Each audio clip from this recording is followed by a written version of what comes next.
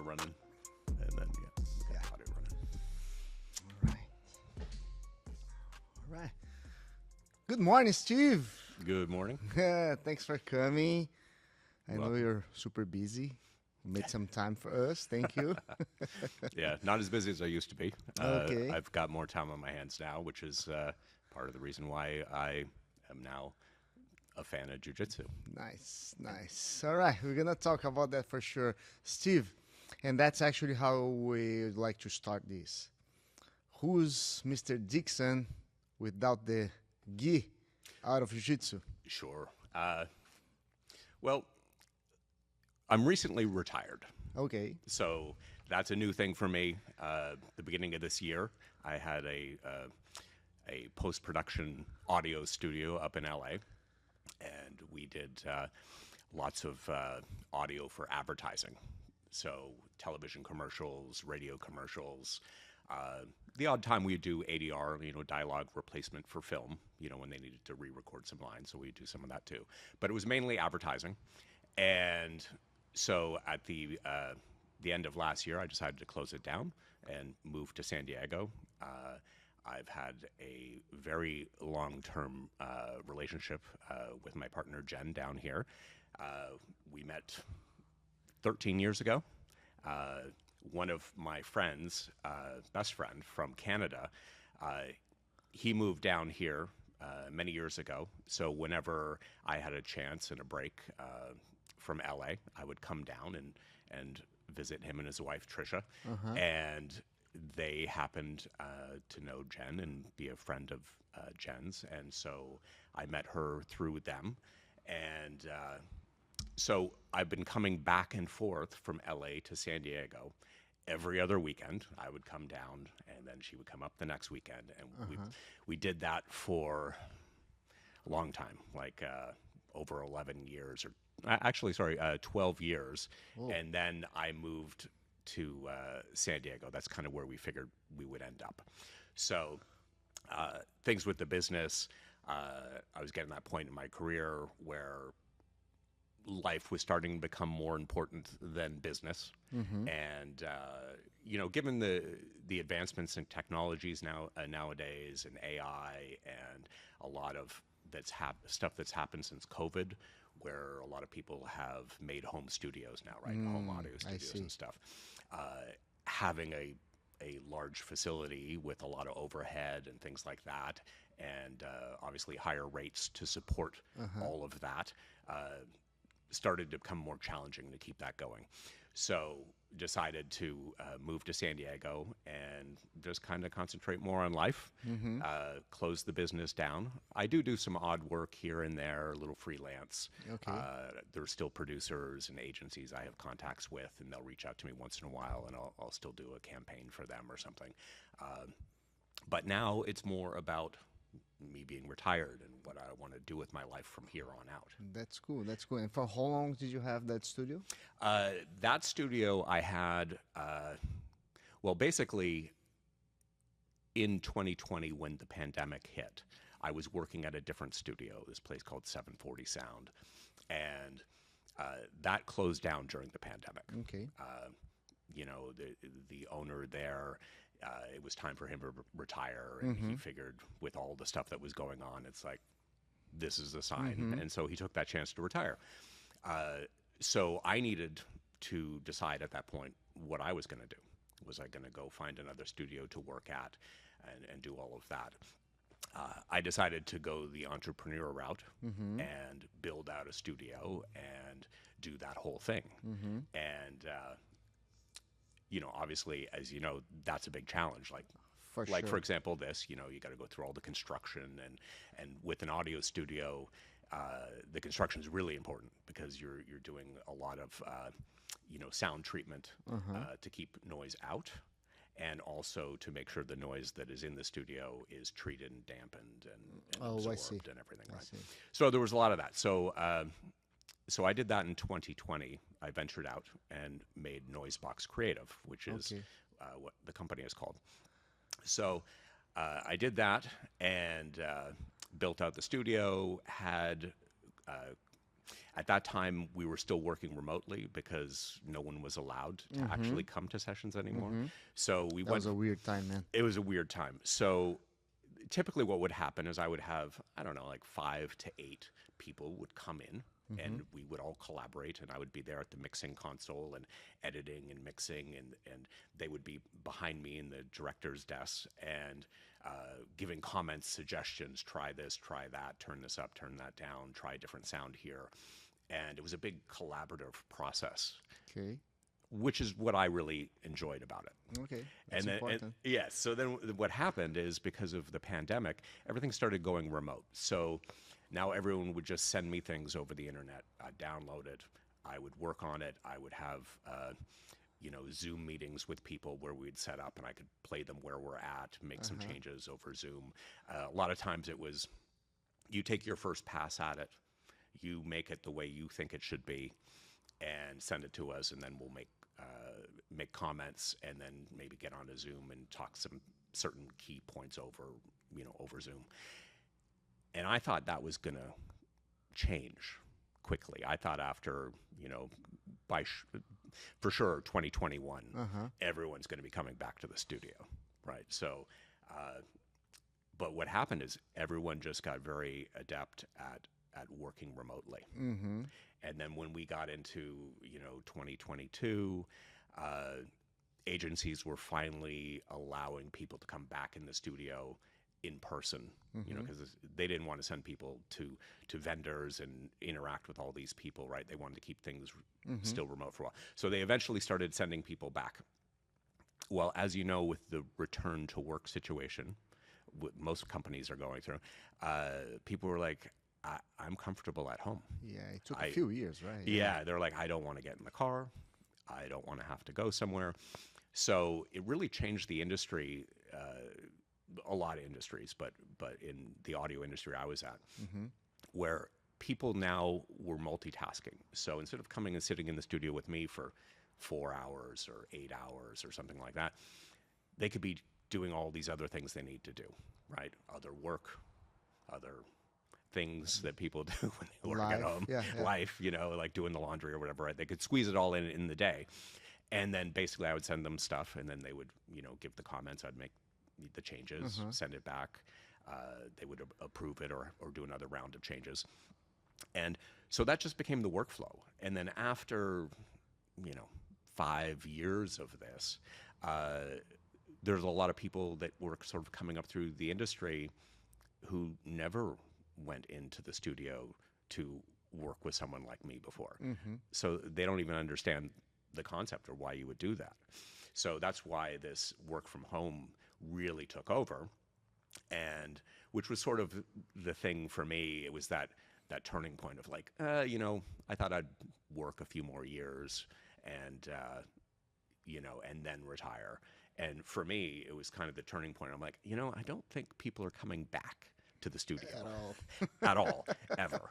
So at that point I was like, let me close down the overhead, get rid of all that, and I just do some things on the side. Okay, so you still have like your little setup? I have a smaller home studio that I built out, and I do that more as just something to do. That's what you like to do also. Yeah, right? I do enjoy it a lot, and what's nice about it is once you take the work out of it, it's even more enjoyable, right? So now instead of like, there was a point in my career where, I was working 10 hours a day, 12 hours a day, maybe, a Saturday here and there and things like that, right? And so I didn't have a lot of time outside of that for life.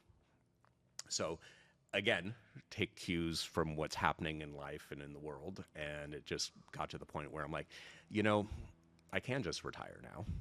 So why don't I do that? Move from LA to San Diego, finally be able to live with my partner and not be traveling back and forth from San Diego to LA every other weekend. What's her name? Jen. Jen, okay. So that was a real positive step in my life to be able to do that. So instead of just seeing her on the weekends, now we get to see each other every day. So, that was always kind of the end goal. And it's been 13 years. no, I mean like since you moved to Oh, San Diego. I moved to San Diego like last year. Okay. So I finished up with driving up to LA and finishing up some sessions there, and then coming back and doing some stuff remotely and things like that until we closed the whole studio down. And I remember when you came to Jiu-Jitsu, that's when you actually were like back and forth still. I had actually just moved down Yeah. at that point. And that was the thing. I moved here and I'm like, okay, well, I have this new life in San Diego. How do I make the best of it? What is it that I want to do?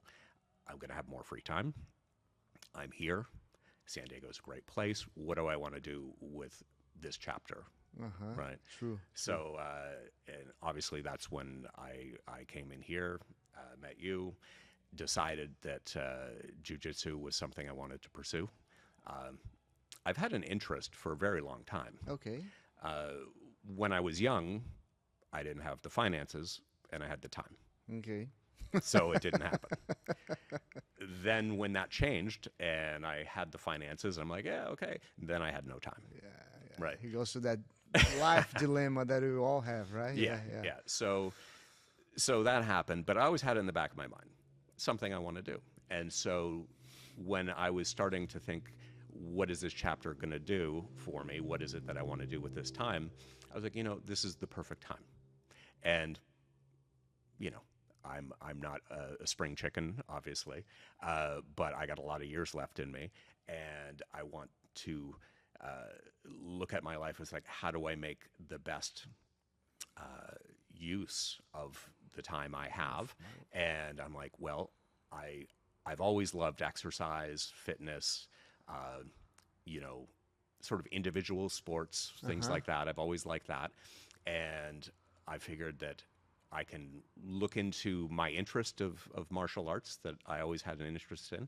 And then also it's a way to keep me accountable and staying in shape, because, I have like a home gym like a lot of people and stuff. And it's like pushing weights every day. And it gets boring.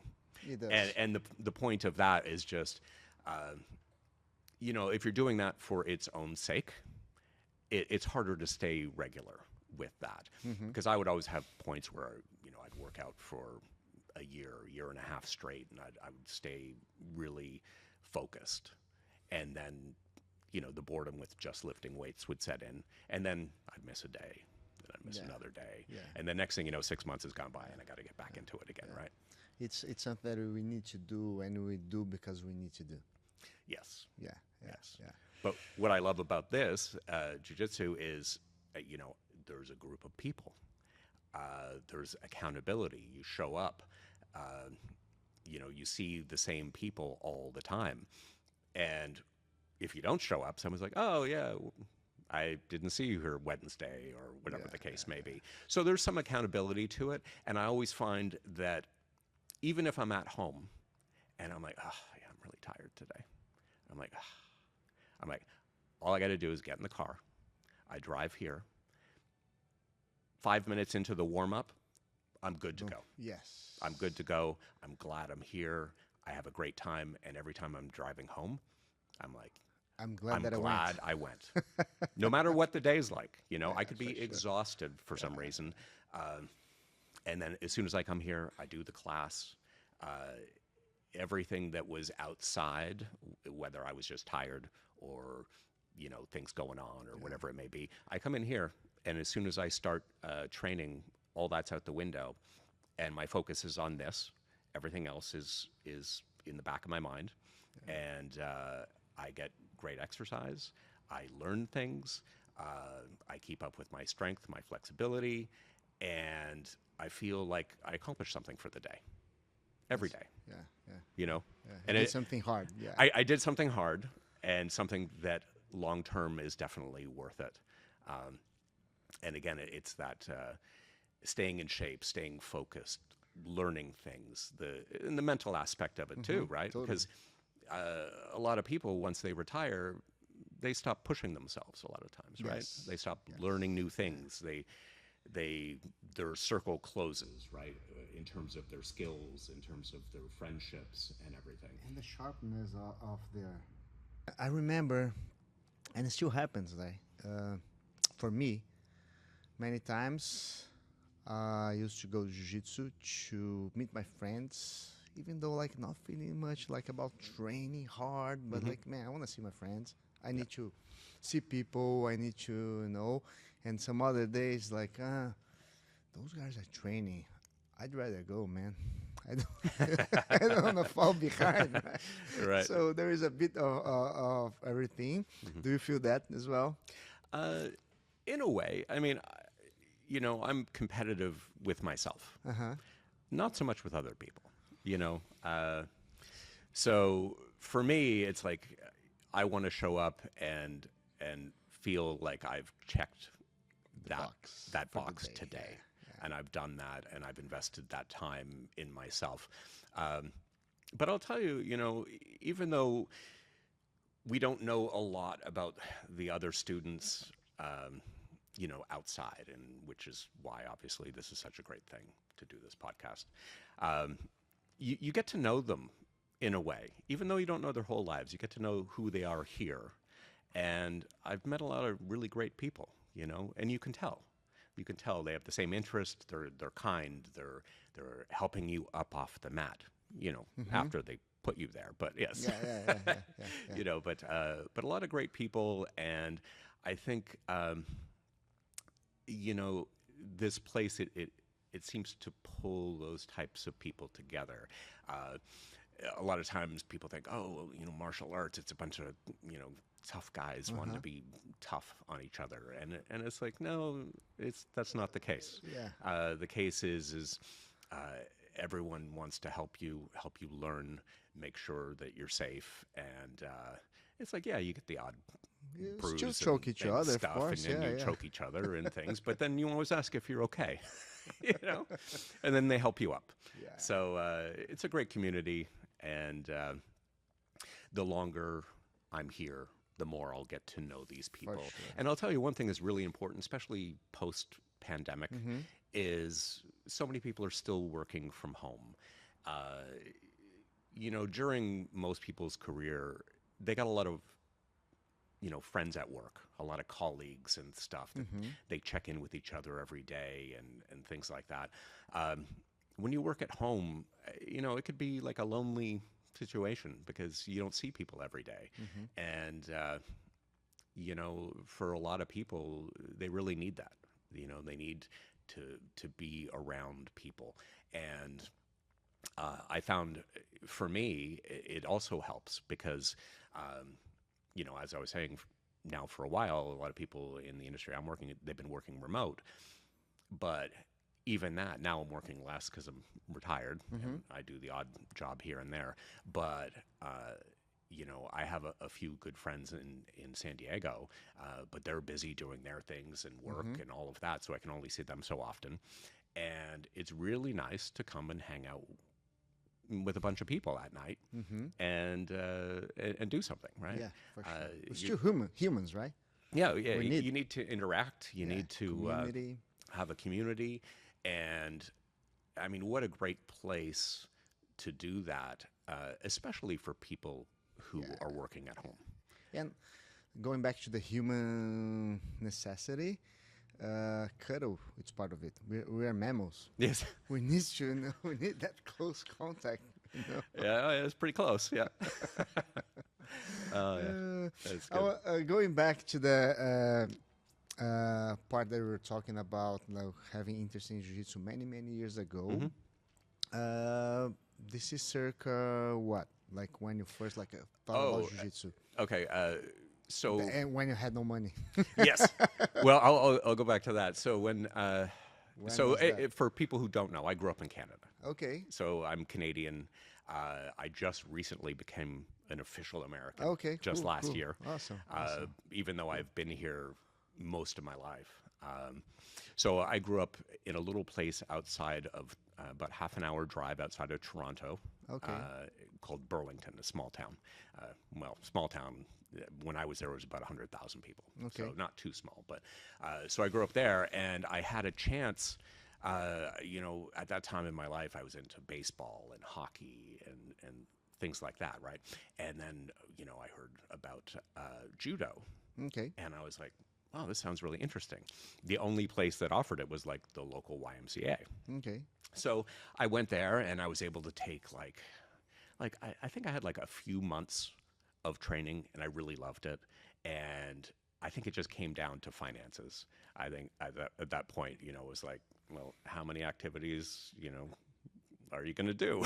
Okay. So it was sort of like at that point, I was still heavily into baseball and hockey and stuff. So I chose that at the time over The judo. over the judo, But I always did have an interest in it, and then from there, as I got older, I got into more into music, and so I had a whole Like playing. yeah, I had a whole thing of that, and that's actually how I ended up doing what I do. Okay. Right. Okay. So I started off playing guitar. Okay. Right, like most teenagers. Uh-huh. Right.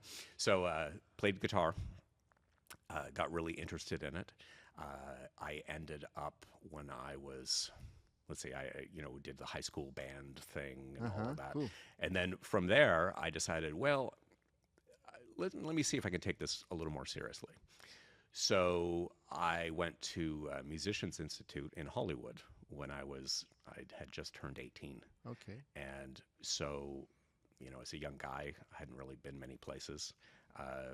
Got on a plane with a suitcase and a guitar and went to Hollywood and went to Musicians Institute, which was a 1-year program Okay. there, just to kind of test the water, see what was going on. Mm-hmm. And that was in the late 80s, which was during that whole Hollywood Sunset Strip craziness. Mm-hmm. Right. So I got to see a lot of that, which lives up to the hype. It was pretty crazy. Yeah. So I did that for a year, learned a lot, kind of took it from being a guy playing cover tunes in a high school band to learning more music theory and a lot of stuff like that. Went back to Canada.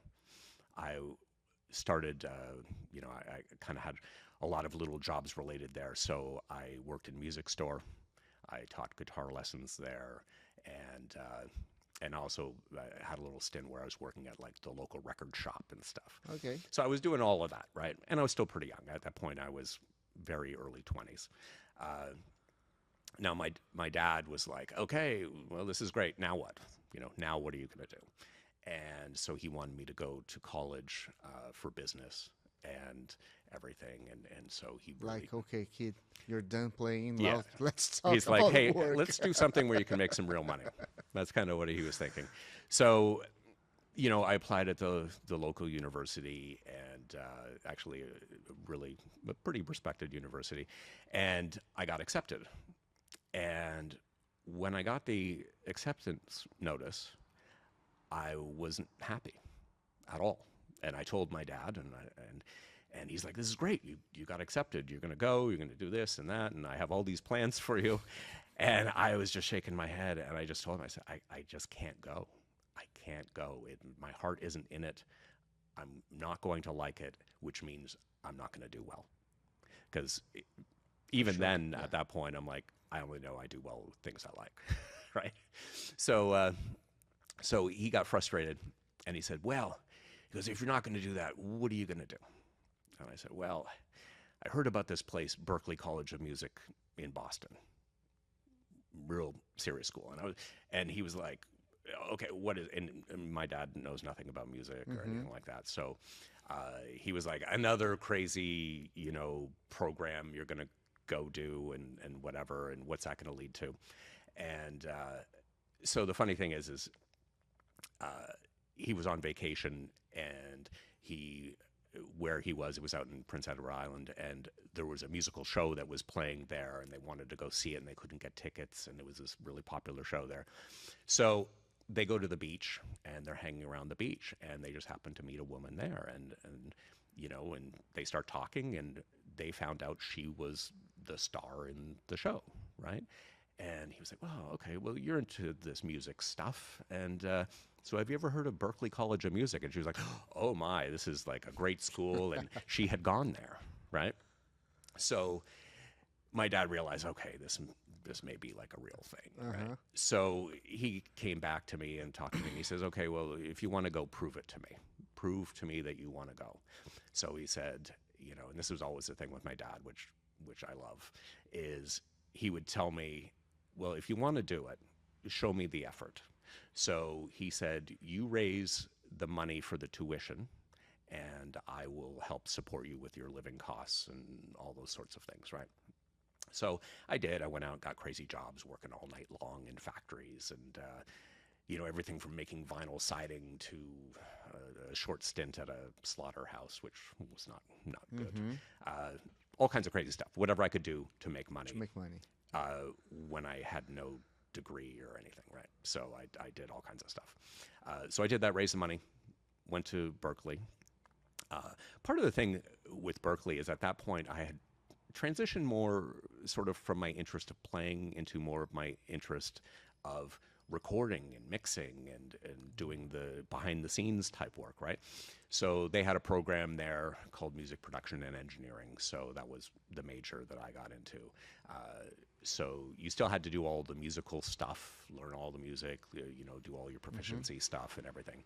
And I did all of that. And that's kind of the first couple years of the program.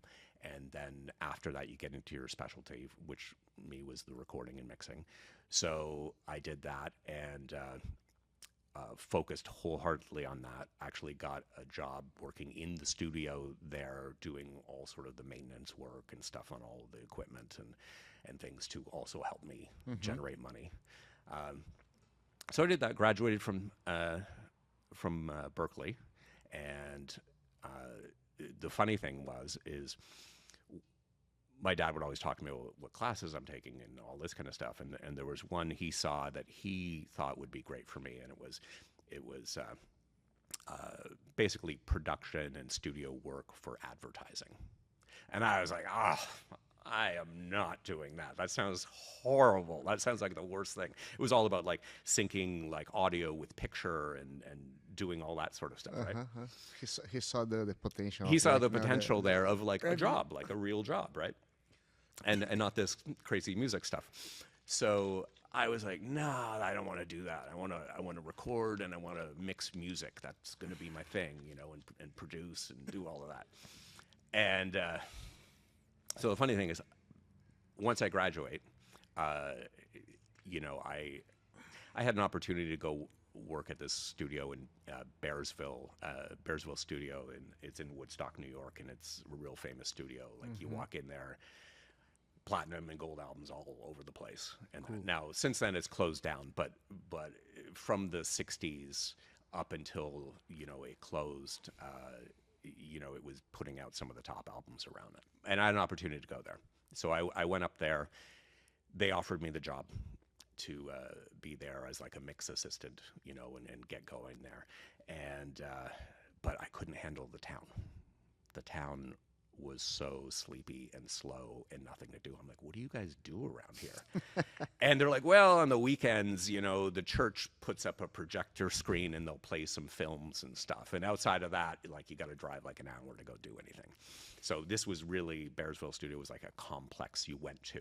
So bands would go there for 3 months, 4 months, and just kind of live there and do the whole thing, right? Because it was isolated.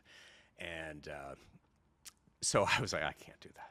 I just can't do it. So I'm like, I'm going to LA. After the experience in Hollywood, right? Yeah, exactly. I'm okay. I experienced Hollywood in the late '80s. I'm not hanging out in, you know, in Woodstock, you know, on the weekends. So I'm like, I'm going to LA. So I knew some people out in LA that were kind of in the business, and I came out here, and my dad was like, "Are you crazy? You're just gonna get on a plane and go to LA? Like, you don't have a job, you don't have really much money. Like, what are you gonna?" I'm like, "I'll figure it out. I know people out there. I'll figure it out." So I came out, and through a connection through Berklee, I had like an interview. I think like the second day that I was out, and it was a place, Elias Music, where they specifically composed, recorded, and mixed music for advertising. Okay. So I'm like, I need a job. Boom, first interview, got the job. I went in, and I quickly realized there's money to be made in this, Oh, because Dad was right. Dad was right. So all of a sudden, it was like, especially at that time in advertising, this was mid 90s. Big budget advertising was happening. So everything was catered, and you had breakfast, lunches, dinners, all for you. You taking clients out to fancy restaurants. Like, there was just a lot of money. I think that was like the boom of it, right? It was the boom of it, for sure. Yeah. For sure. And so I worked at Elias Music, and so we did music for tons of huge campaigns, for car companies, soda companies, beer companies, like all the big ones, right? So we're doing that. Then what would happen is the music that we were making and recording and mixing, we would then send it over to a post-production audio place that was very popular at the time, called POP Sound. It was Pacific Ocean Post. And that was the first all-digital audio studio in the world. And so, boy, did that place take off. I went over there, got a job there quickly, like probably within the first 8 months that I was in LA. And that place was amazing. It had some of the latest technology there was. And so, as opposed to just doing music, now I was getting to record voiceover, mix dialogue, mix music, mix it in with the sound effects, do all of that, and make the final mix for commercials. And, I had the luck over the years. I've worked on campaigns like the Budweiser campaigns, like the What's Up, and, the Taco Bell dog, just so many different kind of iconic campaigns that like people still know about today. And you can say catchphrases from these commercials, and people are like, I remember that, So, so it was crazy. So we did tons of that kind of stuff. And also at the studio, we did ADR, which is a dialogue replacement for film. So if they're on set and there's noise on the mic and in the background and you can't really understand the dialogue and you can't clean it up enough, they would have the actors come in and we re-record the lines to put in the film as a nice, clean recording. So I got to do a lot of ADR for different films and stuff. That wasn't my main thing. That was something I just kind of did on the side outside of advertising when it fit in. Also did tons of music videos. Back then was a huge deal, music videos. The heyday of MTV, kind of. Yeah, the MTV time, yeah. Yeah. It was like starting in about 95 for probably like a decade was tons of music videos. I would do 2 or 3 a week usually. And what we would do is, obviously the music is already mixed, but we would get the music and we would mix it in. At that time, they used to have like dialogue breakdown sections and little scenes they would have, and you would add sound design and sound effects. And doing that, I had a chance to work on all the huge music videos back then, like, Michael Jackson stuff, really? Britney Spears, Christina Aguilera, Sheryl Crow, Eminem, like the list goes on and on and on. I can't remember all of them because I was doing 2 or 3 a week for at least a decade before the money ran out in music videos. Some of them were huge. Like I did one for Busta Rhymes that it had like I think it was a Lamborghini like flying through the city, getting chased by a helicopter, and they wanted it to be like a movie. And so I had to do all the driving scenes and the helicopter stuff and do all of that. And then there was other ones where special effects was becoming a big thing. So you would see someone like transitioning into liquid or something in the thing, and so they want sound design to go with that to support it. So they did all that. Now the funny thing is the money ran out in that, and it all comes back to business, because what people didn't realize, the musicians early on, was that the record company would front all of that money for these music videos, right? So they're like, we want it to be the best music video ever. We want yachts, we want race cars, we want all these things, and the budgets blew up, and they're huge budgets. But what happens is the artist gets an advance, so they get money to spend up front, right? But before they get any royalties from the album sales, they have to pay back for the promotional expenses, which include the music videos. So, and also, so you look at that. So then all of a sudden the artist started dialing back, like kind of how much money and how big they want this to be. It's like, so maybe I don't need that breakdown in the middle of the song where we're in a party and there's dialogue and there's all this. Maybe we're just going to play the music straight through. Yeah, I maybe remember, we don't need like, sound design. Michael Jackson brought like Steven Spielberg Yeah. to produce one clip, right? Yeah. So there's so much stuff like that happened. And then also that was the time when, Napster took off, right? So all of a sudden you had everyone like downloading free music and, not paying for music, right? And that became a big thing. So iTunes. So like the revenues went way down. And remember me, which year iTunes came to the scene? I don't remember. It would have been like mid 2000s ish. Yeah. Somewhere like that. I risk to say, yeah. Or maybe a little bit earlier. Yeah, early 2000s. Yeah.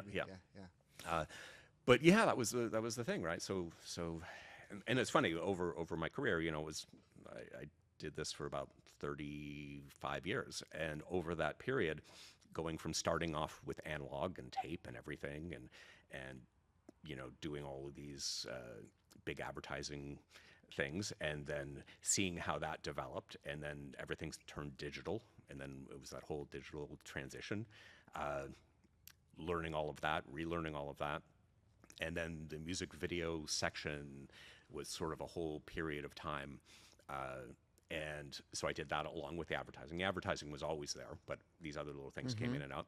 The other big thing was DVDs. When DVDs first came out, well, we used to do DVD commentaries. So we'd have the directors come in, and like you and I sitting here now, they would watch the movie and maybe have one of the actors or the director or director of photography or something sit there, and they would talk about the scenes and ideas, concepts, stories behind the film and all that while the film was playing. So you can go to an alternate playlist on your DVD, and instead of hearing the movie audio, you would hear the movie in the background with the director talking over it, explaining the scenes and stuff. It became a thing. Yeah, that's true. Yeah. And what it was every DVD released wanted to have a commentary. So all of a sudden, it blew up. We were doing commentaries all the time. So it was really interesting. So I did commentaries with, like, you could name a list of huge directors and movies and everything. But cool. I did a whole box set once. They made a box set of all the Oliver Stone movies. Okay. So I worked with Oliver Stone doing that for months, having him come in, watch all his films, talk about all the stuff and everything. And but tons of different directors over the years. So that was a really interesting period. That's cool. As well. For So sure. that was fun. But then as quick as the DVD commentaries showed up, they disappeared. All of a sudden, after people watched 4 or 5 of them, they stopped watching people lost interest in wanting to hear the director talk about the film.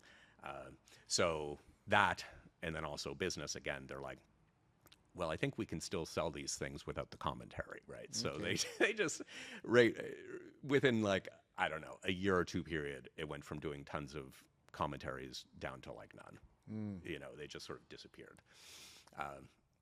So that was a really interesting period as well. And then I just continued throughout the rest of my career doing advertising, and the ads were like always the main. The ads were always the main thing, and we had different periods where everyone's like, "Oh, advertising's going away. Advertising's going away." Like when TiVo came out. I don't know if you remember TiVo, but you could skip the commercials. Everyone's like, "Oh, we're done. That's it. That's the end of it." Like, because no one's going to make commercials anymore since people can skip them. Well, really, when you get down to the business side of it, people don't want to pay for their content or pay for a lot of what their content really costs to be made. So there's always going to be advertising, because you see even with streaming services, right? They started off, it's like, oh, pay X dollars a month and you get to watch this content with no advertising. And everyone's like, this sounds great. I'm going to do this. I just want to watch my shows. I don't want to be interrupted by advertising, right? And then it goes to, well, you can get it cheaper if we play you ads. And then everyone's like, oh, you know what? I really could save a few bucks. And then so advertising has crept its way back into all the streaming services and everything. And even YouTube is like, when YouTube started, there was no ads.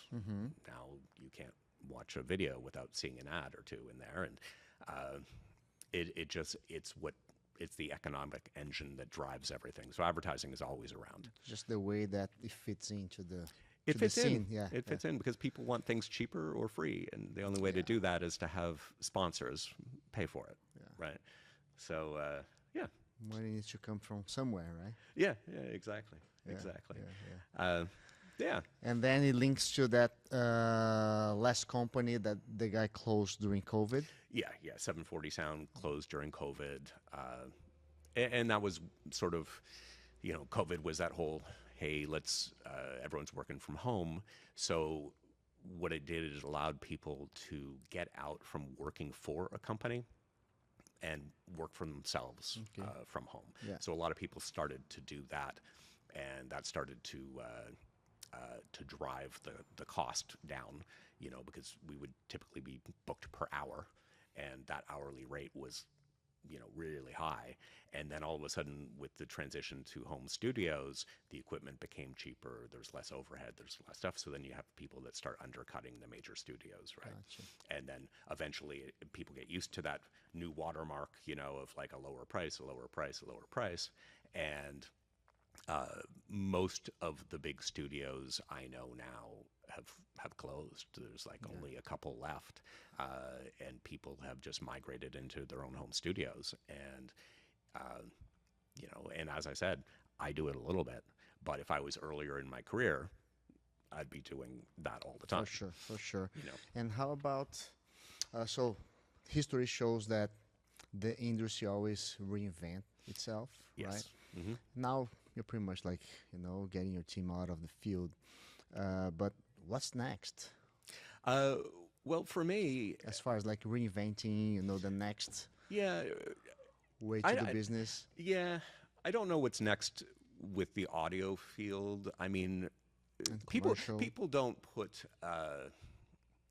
they don't put as much value on good audio as what they used to.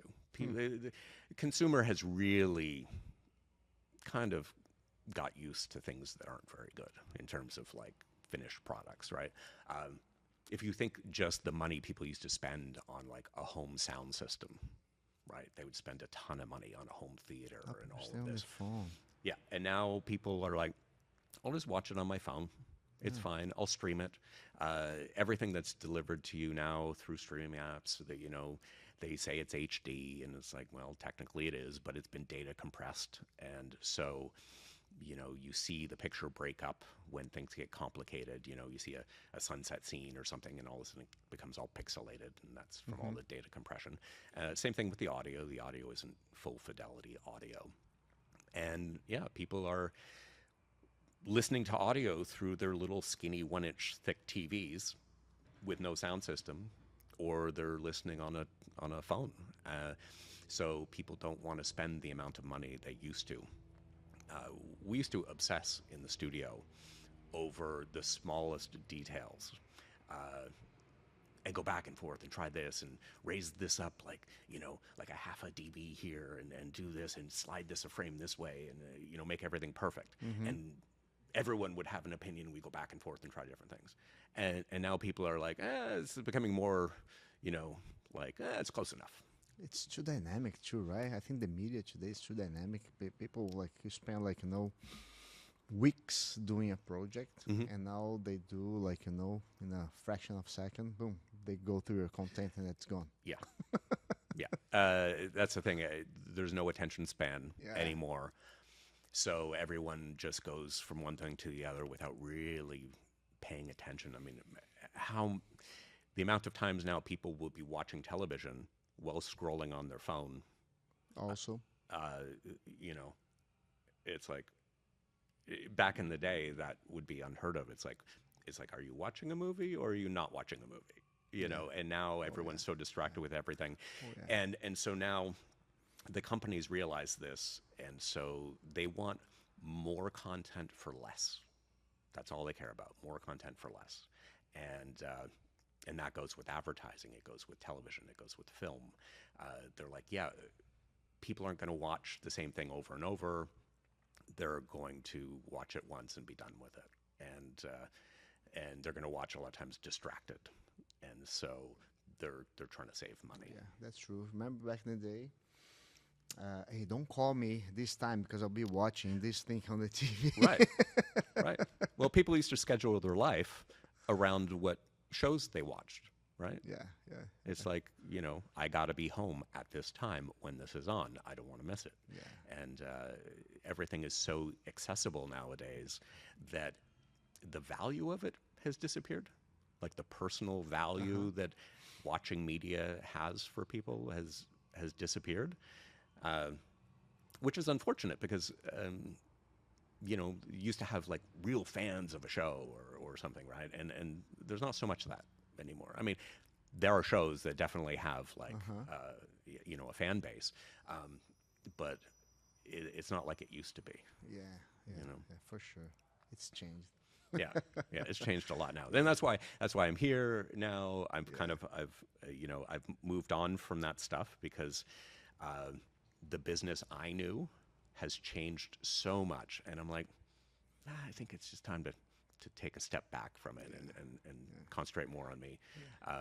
So now I love it. I'm here doing jiu-jitsu. My buddy who I grew up with in Canada, he lives right near me. Okay. We go out mountain biking all the time. So, we go mountain biking around here in San Diego. We occasionally take trips up to, Big Bear or Mammoth and do mountain biking like that. We've actually done a lot of things together over the years. We had a stint where we were climbing a lot of mountains, doing a lot of mountaineering, glacial climbing. So we would go, ice axe, crampons, ropes, and we would go climb mountains. Right. And we did that which one? Through our 30s. I've done Mount Baker, Mount Shasta, Mount Rainier, Mount Whitney. Okay. Mount Whitney, I actually rock climbed as well. So I went in the summer, and I rock climbed the east face of Mount Whitney when after the snow had melted, and that's 14,500 feet. Probably the last, if I was to guess, probably the last 5,000 is rock climbing. So some really interesting times there. That's a tough one. That was a tough one. That was the hardest rock climb I've done. It was all day. Like the first day you hike up to Iceberg Lake, and you would camp there, and then you get up like right at sunrise, and you start. Last sprint, yeah. And then we went up the east face, and then when we got to the top and we summited, we came around down what they call the Mountaineers Route, which is kind of like a chute that comes down the side. So then we did that, which isn't roped. It's just sort of like it's a pretty extreme hike down. Okay. It's all like rock shale and all that kind of stuff. But then you get down to Iceberg Lake, you sleep the night, and then you go back out. And that was a long climb.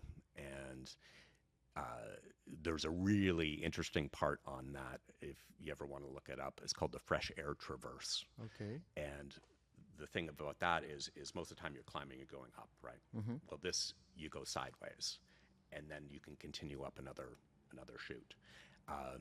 And what's scary about it is because there's nothing under you for a couple thousand feet, and you're up on the rock ledge, and it's pretty narrow. And since you're going sideways, if you were to fall, you pendulum, right? It's not like a drop when you're climbing vertical. So it's pretty exposed. So you're up there, the wind's blowing on you, you're looking down, there's nothing under you for a few thousand feet. I don't do well with that. Yeah, it was a tough one. And then when you get to the end of it, there was a real tricky spot where you kind of have to lean back to reach up, get your feet out to get the push with your feet to get the pressure, and then you gotta do a muscle up, like up over the thing. And then once you get there, you're up on a little ledge, and then after that, if I remember correctly, you go into a bunch of chimneys. So you're kind of working off the walls with your feet and your legs all the way up. And when I got to the top of that, my ankles were bleeding, my wrists, my hands from jamming your hands in. And then, so you jam your hands in and turn it and make a fist, and you can like pull yourself up through things. And That's so tough. that was a tough one. Very technical, right? Yeah. It was pretty technical.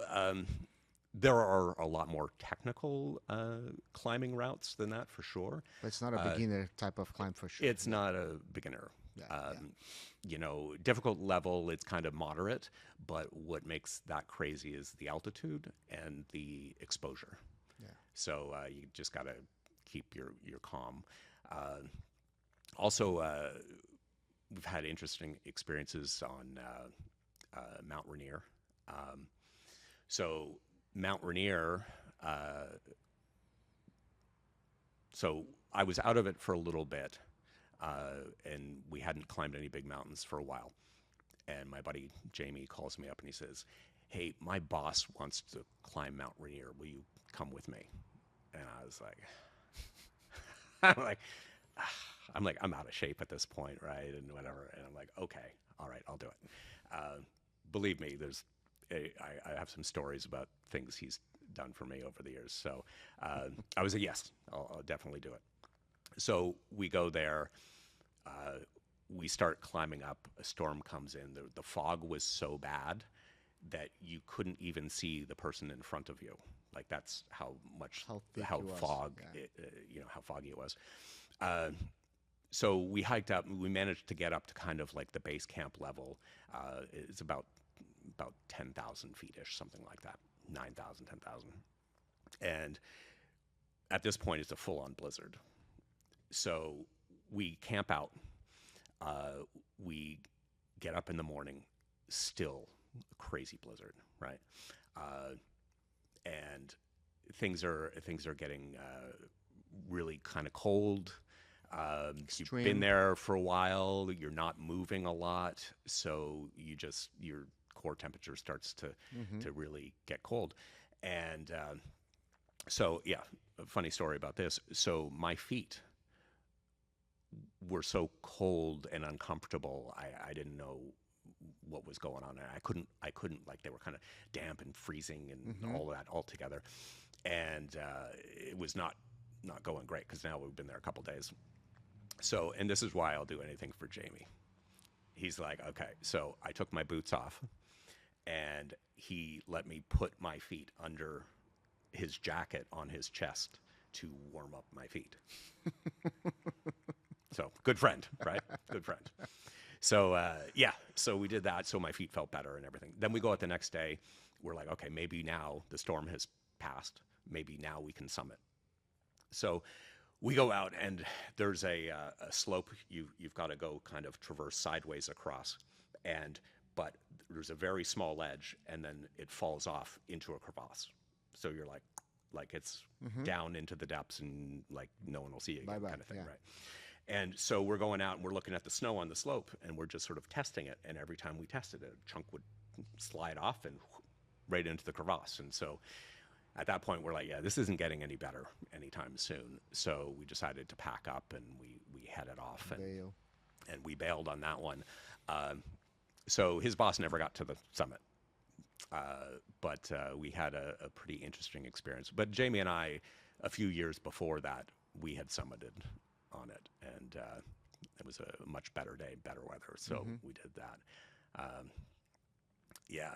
So interesting times. And then the last big climb I did was, we did Mount Whitney again, but instead of rock climbing, we did it when there was snow and ice and all that. So and that was 2019, I think. That was my last big climb.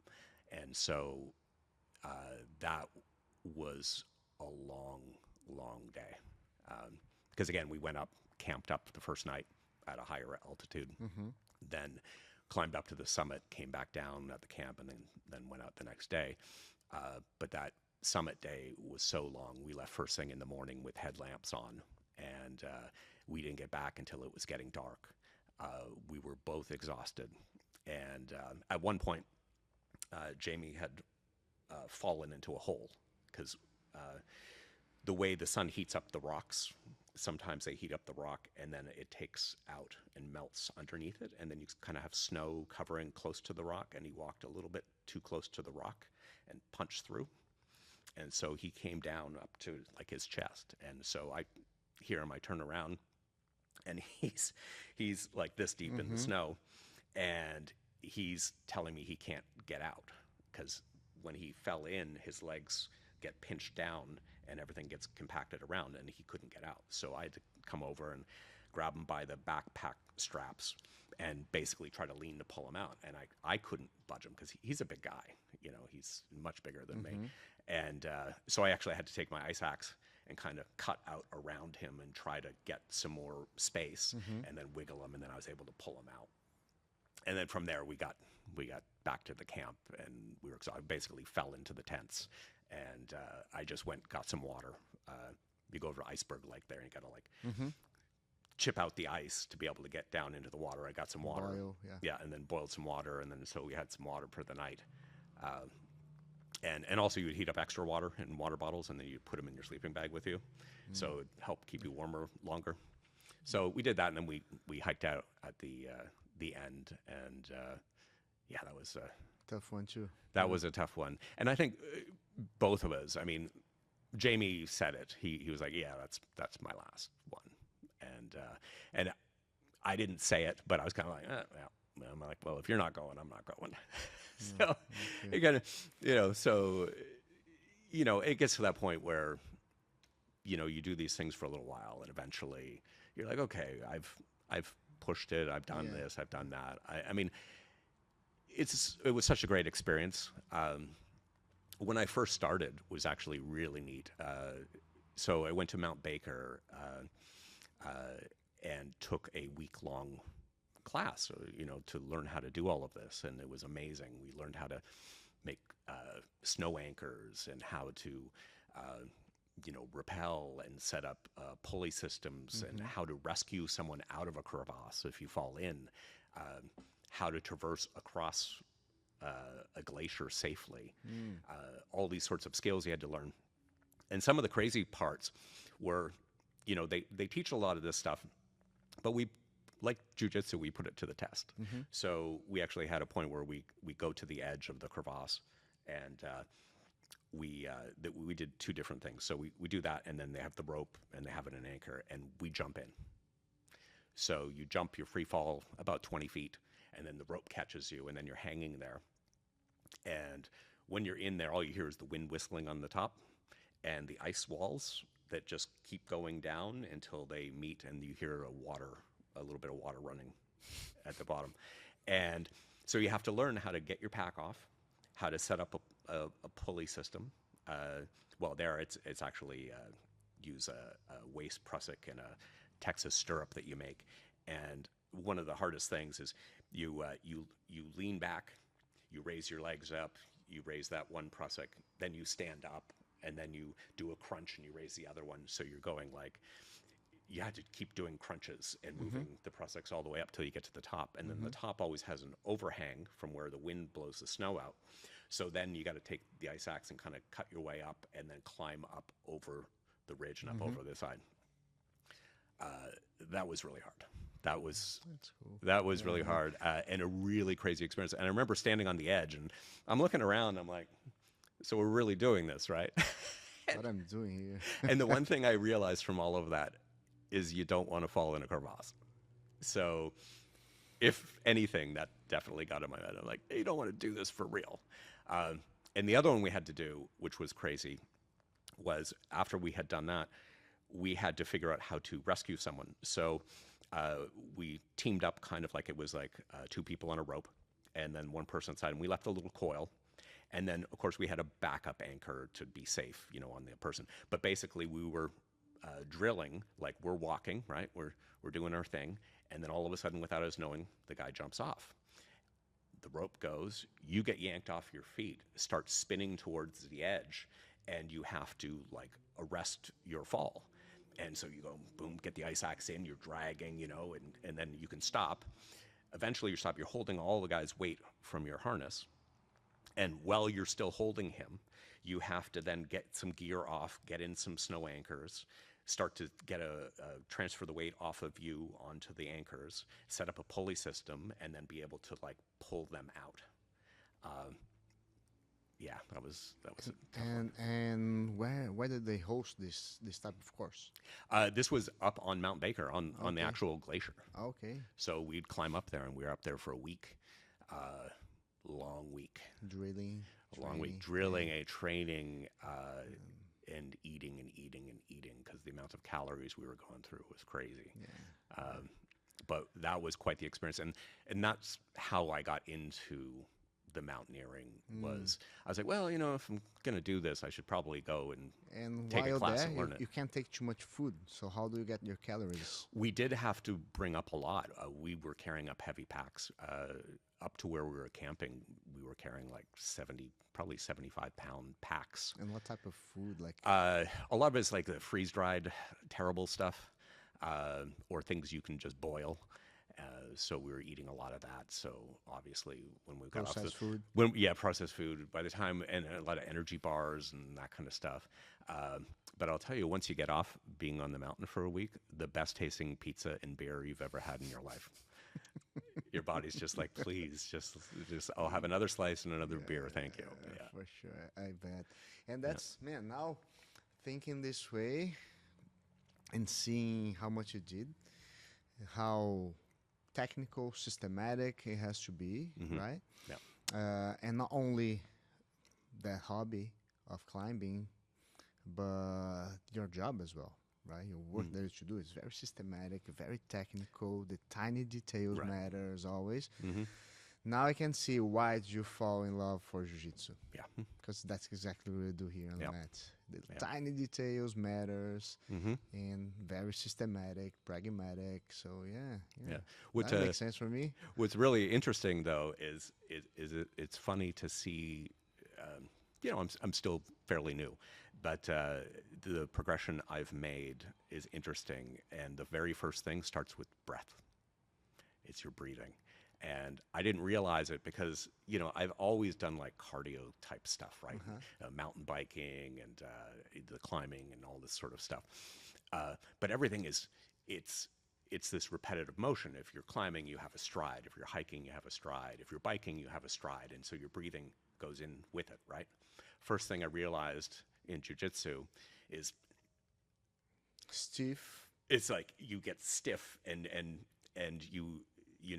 you're trying to hold somebody, and it's not this rhythmic thing. It's not the same rhythm all the time. So it's not the same rhythm. So all of a sudden, it's like, I don't understand. My cardio is pretty good. Why am I so exhausted and out of breath? And I realized, well, I haven't taken a breath in like a minute. And I'm using a lot of strength. And I'm just like, and I'm like, oh, maybe I need to start breathing. And it's funny because now, I still fall into it, but I do try to be more aware of my breathing. And the funny thing is that now I've been here for a little bit, I see when I'm working with someone who is newer, and I see them doing the same thing. And it's like, okay, it's not just me. It's like that isometric of holding somebody, just your natural thing is to stop breathing. So it's like, how do you get over that? How do you get used to that? How do you, and the other part is the relaxing. I feel that too. And I know when I started, every night I went home, I was exhausted. All my muscles were sore, like just because of everything's so tense all the time. And I've realized that I've been able to now, use my strength when I need to and try to relax in those moments I don't need to.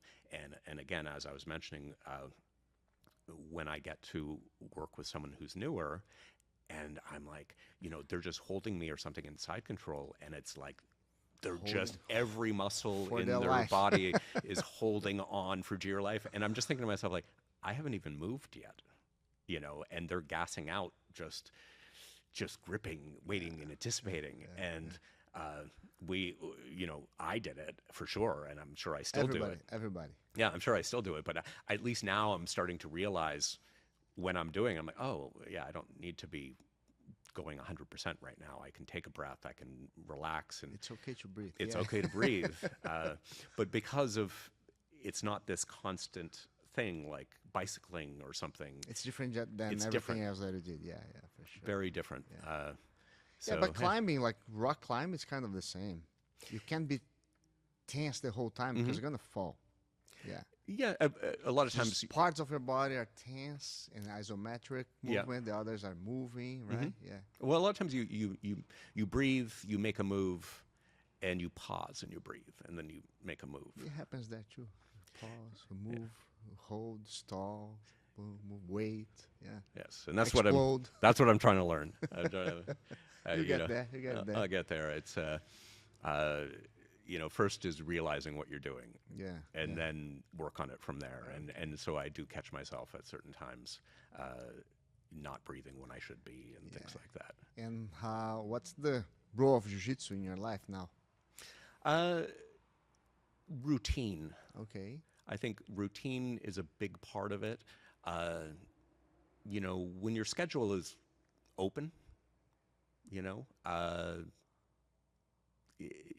you fill the day with stuff. It doesn't matter, right? So even though, now I have much more free time, I can't just treat it all like free time, right? Or else you get nothing done. Yeah. So for me, it's the routine of knowing, okay, this is what I'm doing today. This is what we're working on. It definitely gives me a structure, and it allows me to tell the difference between Monday and Friday. Okay. So I think that's a really good part of it. And that, and then the friendships, camaraderie, and then a reason to stay in shape. And even though I mountain bike and do things like that, completely different muscles, and as you said, breathing and all of this, like, if I don't mountain bike for a little bit and then I go out and I mountain bike, I'm like, oh, there's those specific muscles that you use mountain biking. And it's the same with jiu-jitsu. It's like, there are muscles that obviously I hadn't been using in my activities that now I find out in jiu-jitsu, like, oh, wow, there's that muscle I completely ignored and I didn't know anything about, and now it hurts, so now I know it's there. Okay. And eventually it gets better. Muscle? Yeah. It's interesting, especially like a lot of the core strength. That's a big deal because everyone does the sit-ups and does stuff like that, but there's all those deeper core muscles that just sort of doing regular gym ab stuff doesn't really hit. I mean, I'm sure there are routines that do, but when you do the regular stuff, it doesn't really do it. But when you're rolling, just the getting up and moving certain ways, you're using a lot of those core muscles that you don't in those sort of static exercises. Yes, I was going to say that it's a dynamic activation of the core, for sure. Yeah, so I've definitely noticed a difference in that, which has really been nice. And especially, as you get older, you got to, use it or lose it, right? And as you get older, what happens? You start to lose your mobility because of your flexibility, because of your strength, because of that. So I think that this is even more important for me at this point in my life than it would have been when I was in my 20s. For sure, for sure. It definitely helps with the mobility. Yeah. Well, I realized when we first started, you would be showing a move, and it's like, oh, this and that, and then you put your leg there. I'm like, how? How is my leg gonna get there? And you realize, like, at first it's really hard, and then especially like the hip mobility and stuff. That's been probably the hardest part for me, is realizing how to move when someone's on top of you and you don't have a lot of space, and how to move your legs and your hips in certain ways. That there's not many other things I know that do that. Yeah, I tell people the secret of jiu-jitsu, it's like strong and mobile hips. Yeah. and I thought I had flexibility because I would do some stretches and some things, and I realized there are certain types of stretches I am terrible at, and I really need to work on, which I wouldn't have known. I remember I was trying to do an arm bar, and there's this part where, it's like, you sit on the person, right before you swing your leg around to get the arm bar. And I remember my partner was like, well, sit on me. And I'm like, I'm trying. And he's like, is it flexibility? I'm like, I think so. Like I was having a hard time, just the way my legs were, like actually getting down in that position. He's like, put your weight on me. I'm like, I'm trying. I'll get there in a minute. Hold on. So I think I'm finally getting to that point now where I can bend enough. So. All right. Okay, so with this new element in your life, which is Jiu-Jitsu, with the role of helping to structure and challenge yourself as well, any transformation that you felt after, even though like a short period of time training Jiu-Jitsu, do you feel any transformation in your life, your day-to-day life? Yes. I would say just sort of a calmness, because the thing is I remember, especially when I first started, the idea of like, oh, I'm going to Jiu-Jitsu, and just that I'm driving here, I'm like, oh, I wonder what's going to happen to me tonight, and whatever. And you just sort of realize like, hey, no matter what's going on in your life, now obviously I've had some experiences that have been tough to get through. But I think this adds on top of it just the idea that the persistence, the sort of I can do this attitude, the calmness of what is the next step? What do I do? How do I get through this? Like if someone has got me pinned down to the mat and I'm getting crushed, to not think about that, to think about, okay, what's my next step? What is my goal? What is it that I need to do? And you can do the same thing in life. Something bad happens, and it's like, okay, don't concentrate on that. Concentrate on what is your next step. And I think that is something that definitely helps. It helps that training, like. Because, with jiu-jitsu, when you're doing it, the first thing when you're getting pinned down under somebody is like the panic, right? You're like, I'm stuck. I'm never going to be able to get out. What do I do? And so it's just that thing of like, well, accept where you are and take a breath, plan your next step, and you go from there. And as you do the steps and get through the checklist, and you're going to be able to correct the situation, whether it's jiu-jitsu or daily life. Yeah, for sure. Yeah, that people say, focus on the solution, not on the problem, right? Yes. It's beautiful, but how do you practice that? Right. We do practice here. Yes.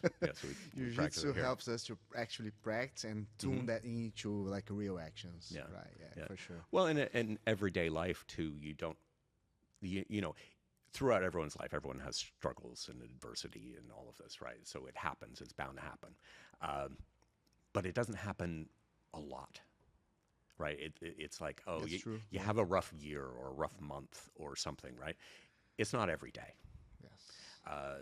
But here we get to experience some difficult situations every day. And so, you kind of warm up to the idea. You get used to it. So then when something bad happens to you outside of jiu-jitsu, you're like, I got this. Yeah.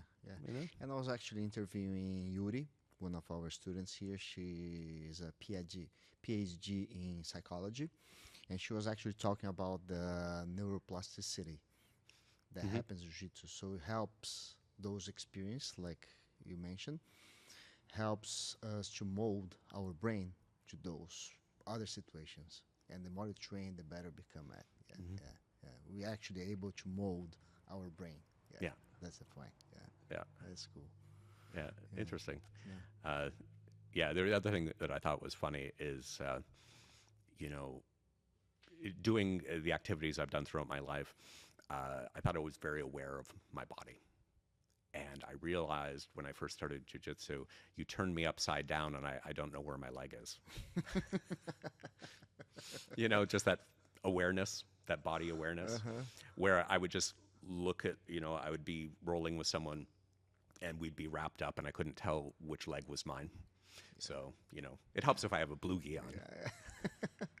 But That's interesting. I never thought about that because what you're saying now makes sense because sometimes you are like most of the things that we do standing or Yes. or in equipment, but now we do like on the ground, lay, and sometimes upside down even. and Yeah. upside down. And the fact is when you see your hand or your foot, because normally when we do something, we look at the limbs and what we're doing.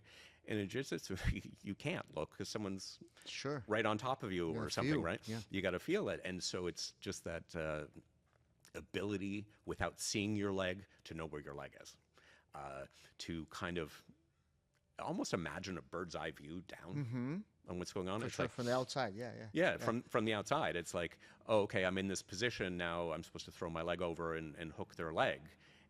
Well, you can't see anything. For sure. So it's like, well, now you're developing that ability to kind of know where your leg is and imagine where their leg is. And that's something else that people don't really practice. Yes. And on my side of this situation here as an instructor, sometimes I try to help them.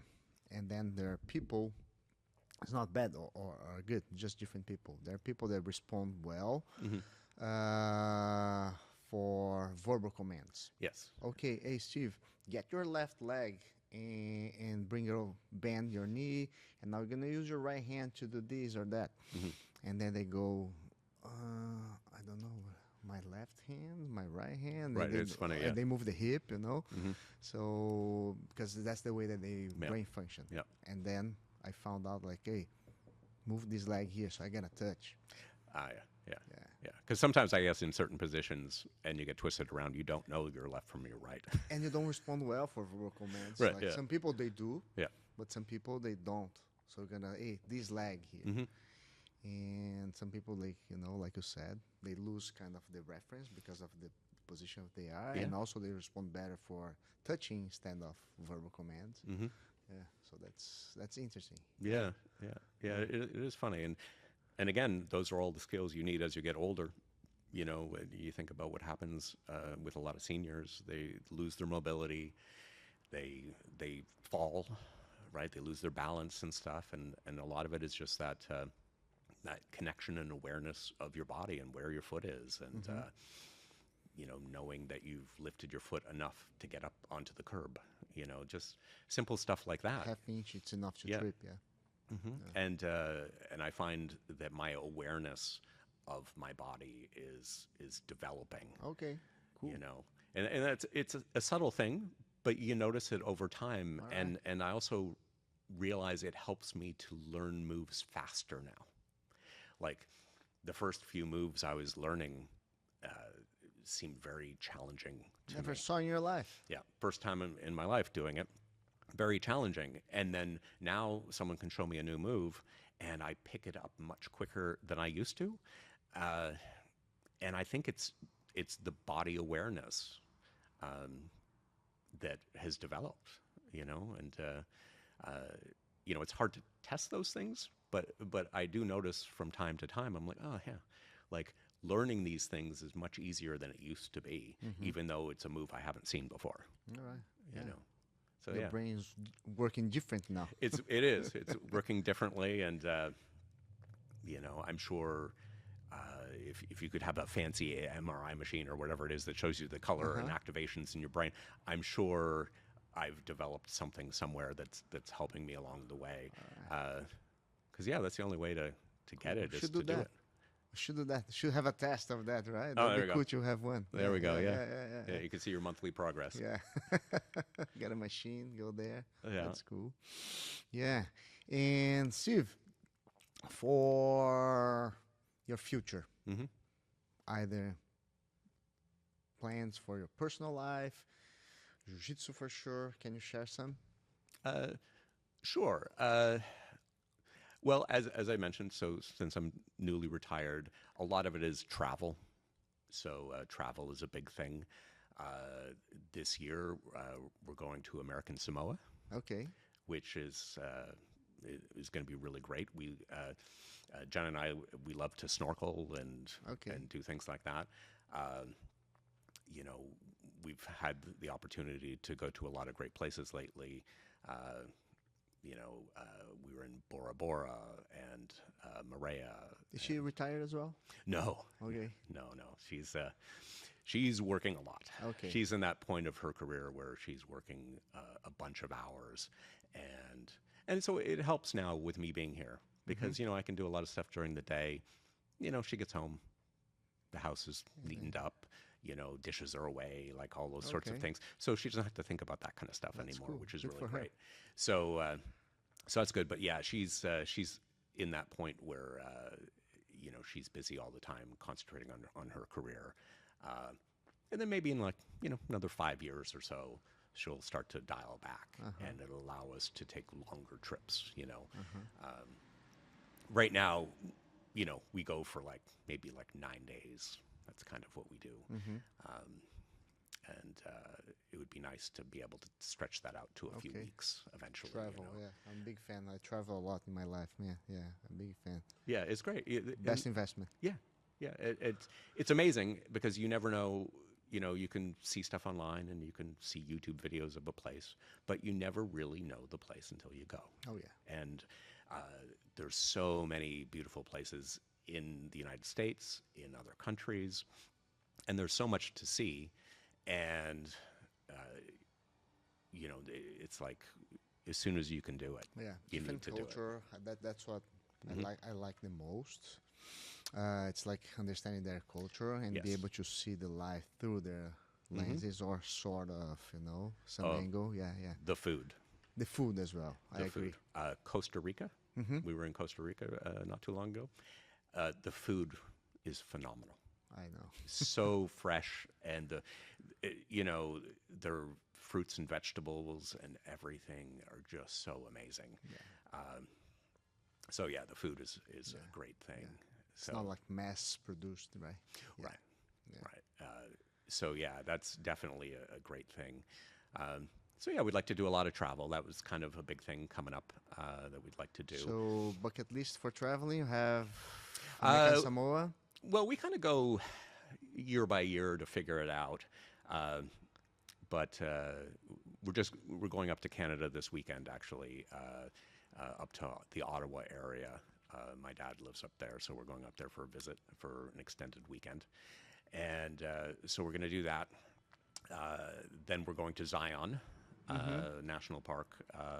That's coming up this year. And then American Samoa. And then Boston. Okay.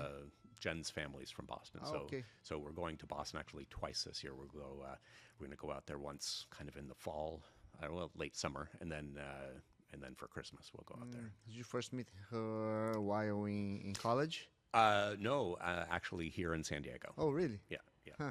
Well, that's funny that you guys were kind of there. Yeah, well, that makes was the thing. My friend Jamie moved to San Diego, and then his wife was friends with Jen, and then that's how we all met.